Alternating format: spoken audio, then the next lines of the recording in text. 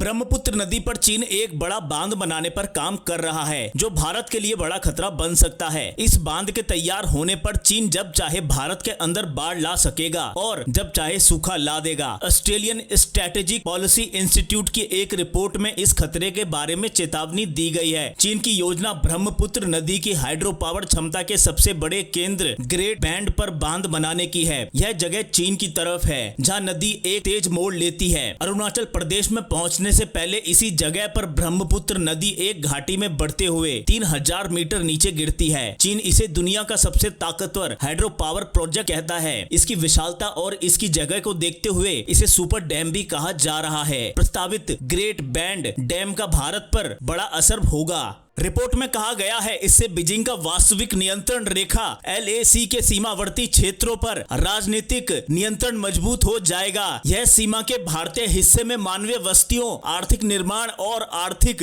स्वरूपों को प्रभावित कर सकता है। इससे बीजिंग को पानी पर नियंत्रण हासिल होगा, जिसका इस्तेमाल वह सौदेबाजी में भारत पर दबाव बनाने के लिए कर सकता है। भारत और चीन ने साल 2002 में ब्रह्मपुत्र पर अपना पहला डेटा समझौता किया था। इसके तहत चीन ब्रह्मपुत्र नदी पर जल विज्ञान संबंधी जानकारी साझा करता है। यह समझौता 5 साल के लिए था, जिसे 2008, 2013 और 2018 में नवीनीकृत किया गया था। ASPI की रिपोर्ट में कहा गया है कि पहले 2017 में फिर 2020 में दोनों पक्षों के सैनिकों में झड़प के बाद बीजिंग ने स्थायी रूप से नई दिल्ली के साथ जल डेटा साझा करना बंद कर दिया था। यह समझौता 2023 में समाप्त हो गया और तब से इसका नवीनीकरण नहीं किया गया है। भारत की तरफ से आधिकारिक बयान के अनुसार समझौता ज्ञापन राजनयिक चैनलों के माध्यम से नवीनीकरण के प्रक्रिया में है। हालांकि ASPI की रिपोर्ट बताती है, मुख्य बात यह है कि दस्तावेज कानूनी रूप से बाध्यकारी नहीं है। ग्रेट बैंड डैम के बन जाने से नई दिल्ली की सुरक्षा चिंताएं भी हैं। भारत के पूर्वोत्तर में बाढ़ लाने की चीन की क्षमता LAC तक भारतीय पहुंच के लिए एक खतरा भी है। ASPI की रिपोर्ट में कहा गया है कि ब्रह्मपुत्र बेसिन में ग्रेट बैंड पर एक विशाल बांध का निर्माण का भारत और बांग्लादेश में महत्वपूर्ण प्रभाव होगा। यहाँ यह ध्यान रखना जरूरी है कि चीन ने ब्रह्मपुत्र नदी पर पहले ही कई छोटे बांध का निर्माण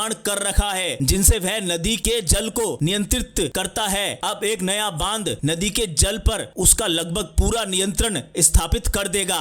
तो दोस्तों, इस खबर में इतना ही। जल्द मिलते हैं अगली खबर के साथ। जब तक के लिए जय हिंद, वंदे मातरम। अगर वीडियो पसंद आया हो तो वीडियो को लाइक, शेयर, कमेंट और चैनल को सब्सक्राइब जरूर करें।